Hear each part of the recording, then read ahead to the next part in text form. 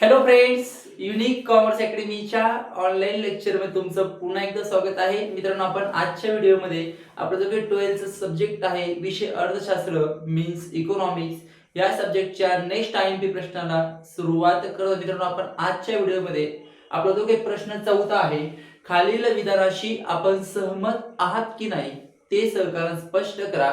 या प्रश्नाचे जे काही महत्त्वाचे प्रश्न आहे की जे तुमच्या 24 फेब्रुवारीच्या पेपरमध्ये विचारले जाऊ शकतात ते प्रश्न, तसेच ह्या प्रश्नाचं उत्तर तुमच्या बोर्डाच्या पेपरमध्ये कशा पद्धतीने लिहायचं आहे की जेणेकरून तुम्हाला या प्रश्नामध्ये आउट ऑफ मार्क्स मिळू शकतात, ते मित्रांनो आपण आजच्या व्हिडिओमध्ये समजून घेणार आहोत. पण त्याआधी मित्रांनो, तुम्हाला छोटीशी विनंती आहे, तुम्ही जर चॅनलला नवीन असाल तर चॅनलला सबस्क्राईब करायला विसरू नका, बेल आयकॉनला प्रेस करायला विसरू नका, जेणेकरून येणाऱ्या व्हिडिओची नोटिफिकेशन तुम्हाला आधी बघता येईल. तुमची जर्नी 11वी पासून तर M.Com पर्यंत अशीच सुरू राहणार आहे. आणि मित्रांनो, आपण मागील व्हिडिओमध्ये आपला जो काही प्रश्न 3रा होता, खालील प्रश्नांची उत्तरे लिहा, या प्रश्नाचे काही महत्त्वाचे प्रश्न तसेच तो प्रश्न बोर्डाच्या पेपरमध्ये कशा पद्धतीने लिहायचा आहे ते आपण डिटेलमध्ये समजून घेतलं होतं. तो व्हिडिओ तुम्ही बघितला नसेल तर त्या व्हिडिओची लिंक तुम्हाला या व्हिडिओच्या डिस्क्रिप्शन बॉक्समध्ये दिली जाणार आहे.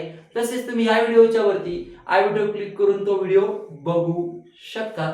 आता मित्रांनो, आपला जो काही प्रश्न 4था आहे, खालील विधानाशी आपण सहमत आहात की नाही ते सहकारण स्पष्ट करा. आता आपण समजून घेऊया. तर मित्रांनो, सगळ्यात पहिले प्रश्न सुरू करण्यापूर्वी त्या प्रश्नाचा अर्थ क्लिअर होणं आपल्याला महत्त्वाचं आहे. प्रश्न काय सांगितला आहे, खालील विधानाशी आपण सहमत आहात की नाही. आता खाली जे काही विधान दिले या विधानाशी तुम्ही सहमत आहात की नाही, किंवा असाल किंवा नसाल, आहात की नाही ते सहकारण स्पष्ट करा. समजा एखादं उदाहरण द्यायचं, तुम्ही सहमत असाल तर का सहमत ते स्पष्ट करा, सहमत नसाल का सहमत नाही तेही स्पष्ट करा. आता 5 पैकी 3 तुमच्या प्रश्नपत्रिकेमध्ये 5 जागा असतील, 3 तुम्हाला सोडवायचे, म्हणजे 5 प्रश्नापैकी 3 प्रश्न तुम्हाला सोडवायचे, गुण आहे 12. म्हणजे मुलांनो, जो काही एक प्रश्न आहे तो एक प्रश्न तुम्हाला 4 मार्कला विचारला जाणार. किती मार्कला विचारला जाणार? एक प्रश्न 4 मार्काला विचारला जाणार आहे. त्यानंतर आता आपण जे काही प्रश्न आहे ते प्रश्न आता आपण कंटिन्यू समजून घेऊया. तर बघा, आपला पहिला प्रश्न आहे, स्थूल अर्थशास्त्र हे सूक्ष्म अर्थशास्त्रापेक्षा वेगळे आहे. पहिला प्रश्न काय आपला, स्थूल अर्थशास्त्र हे सूक्ष्म अर्थशास्त्रापेक्षा वेगळे आहे. त्यानंतर 2 नंबर आहे, सूक्ष्म अर्थशास्त्र हे उत्पन्न सिद्धांत म्हणूनही ओळखले जाते. 2 नंबर काय आहे, सूक्ष्म अर्थशास्त्र हे उत्पन्न सिद्धांत म्हणूनही ओळखले जाते. त्यानंतर 3 नंबर आहे, घटत्या सीमांत उपयोगितेचा सिद्धांत व्यावहारिकदृष्ट्या महत्त्वपूर्ण आहे. 3 नंबरचा प्रश्न काय आहे, घटत्या सीमांत उपयोगितेचा सिद्धांत व्यावहारिकदृष्ट्या महत्त्वपूर्ण आहे. त्यानंतर 4 नंबर आहे, मागणी वक्र हा डावीकडून उजवीकडे वरून खाली येतो. 4 नंबरचा प्रश्न आहे, मागणी वक्र हा डावीकडून उजवीकडे वरून खाली येतो. त्यानंतर 5 नंबर आहे, साठा व पुरवठा यात फरक आहे. साठा व पुरवठा या दोनच्या संकल्पना यात फरक आहे. आहे तर का फरक आहे आणि नाही तर का नाही, अशा पण तुम्हाला याची कारणं द्यायची असतात. त्यानंतर 6 नंबर आहे, पूर्ण स्पर्धेत विक्रेता किंमत स्वीकारणारा असतो. 6 नंबर काय आहे, पूर्ण स्पर्धेत विक्रेता किंमत स्वीकारणारा असतो. त्यानंतर 7 नंबर आहे, निर्देशांक हा मूळ वर्षाशिवाय तयार करता येतो. 7 नंबर काय आहे, निर्देशांक हा मूळ वर्षाशिवाय तयार करता येतो. त्यानंतर 8 नंबर आहे, निर्देशांकाला कोणत्याही मर्यादा नाही. 8 नंबर काय आहे, निर्देशांकाला कोणत्याही मर्यादा नाही. त्यानंतर 9 नंबर आहे, राष्ट्रीय उत्पन्नाची गणना करताना अनेक तात्विक अडचणी येतात. 9 नंबर काय मुलांनो, राष्ट्रीय उत्पन्नाची गणना करताना अनेक तात्विक अडचणी येतात. आणि 10 नंबर आहे, सक्तीचे कार्य हे शासनाचे एकमेव कार्य आहे. 10 नंबर काय मुलांनो, सक्तीचे कार्य हे शासनाचे एकमेव कार्य आहे.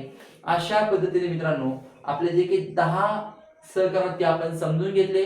मित्रांनो, आपण कंटिन्यू पुढे यापुढचे आपले 3 ते 4 जे सहकरण आहे ते कंटिन्यू समजून घेणार आहोत. तुम्ही व्हिडिओ सुरू ठेवायचा आहे, हे तुमच्या नोटबुक मध्ये लिहून घ्यायचं आहे.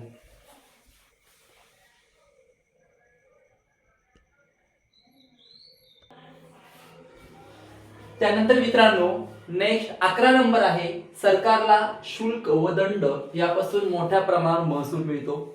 11 नंबरचा आहे मित्रांनो, सरकारला शुल्क व दंड यापासून मोठ्या प्रमाणात महसूल मिळतो. त्यानंतर 12 नंबर आहे, खाजगी वित्त व्यवहारापेक्षा सार्वजनिक वित्त व्यवहार अधिक लवचिक असतात. 12 नंबर काय आहे, खाजगी वित्त व्यवहारापेक्षा सार्वजनिक वित्त व्यवहार अधिक लवचिक असतात. 13 नंबर आहे, भारतात भांडवल बाजार महत्वाची भूमिका पार पाडतात. 13 नंबर आहे, भारतात भांडवल बाजार महत्वाची भूमिका पार पाडतात. आणि शेवटचं 14 नंबर आहे, स्थूल राष्ट्रीय उत्पादन म्हणजे स्थूल देशांतर्गत उत्पादन होय. 14 नंबर आहे, स्थूल राष्ट्रीय उत्पादन म्हणजे स्थूल देशांतर्गत उत्पादन होय. म्हणून आपण हे 14 जे काही प्रश्न होते हे 14 प्रश्न समजून घेतले. 14 पैकी तुमच्या 2026च्या पेपरमध्ये फिक्स 5 प्रश्न तुम्हाला आलेले असतील. तुम्हाला 3 प्रश्न लिहायचे आणि 12 त्याला मार्क्स आहे. 12 पैकी 12 मार्क्स या प्रश्नामध्ये मुलांना मिळतात. आता आपण प्रश्न समजून घेतले, पण सगळ्यात महत्त्वाचा जो पार्ट आहे की ह्या प्रश्नाचे जे उत्तर आहे हे उत्तर पेपर मध्ये कसं लिहायचं आहे ते आता आपण समजून घेऊया. तर मुलांनो, आता आपल्याला याचं जे काही उत्तर आहे ते बोर्डाच्या उत्तरपत्रिकेमध्ये लिहायचं आहे. तर त्याचं लिहिण्याची जी काही पद्धत आहे किंवा बोर्डाला कसं हे उत्तर अपेक्षित आहे ते आता आपण समजून घेऊया. तर मुलांना एक एक्झाम्पल घ्या. हे तुमचं आहे पेज, म्हणजे उत्तरपत्रिकेचं हे तुमचं पान असेल. काय म्हणतो आपल्याला, उत्तरपत्रिकेचं पेज किंवा उत्तरपत्रिका पान आपल्याला माहितीसाठी लिहितोय मी. ओके, असं तुम्हाला इथे एक समास असतो तर जो तुम्हाला प्रत्येक पेज मध्ये असतो. आता बोर्डाच्या मध्ये इथे वरती एक समास असतो आणि इथे छोटे असे बॉक्स केलेले असतात. म्हणून या बॉक्स मध्ये जे काही तुमचे पेपर चेक करणारे मॉडरेटर किंवा एक्झामिनर असतील ते तुमचे मार्क्स इथे फिलअप करतील. त्याच्याने खाली एक मोठा बॉक्स असतो, इथे लिहिलं असतं Q number means question number, इथे दिलं असतं क्र मीन्स प्रश्न क्रमांक.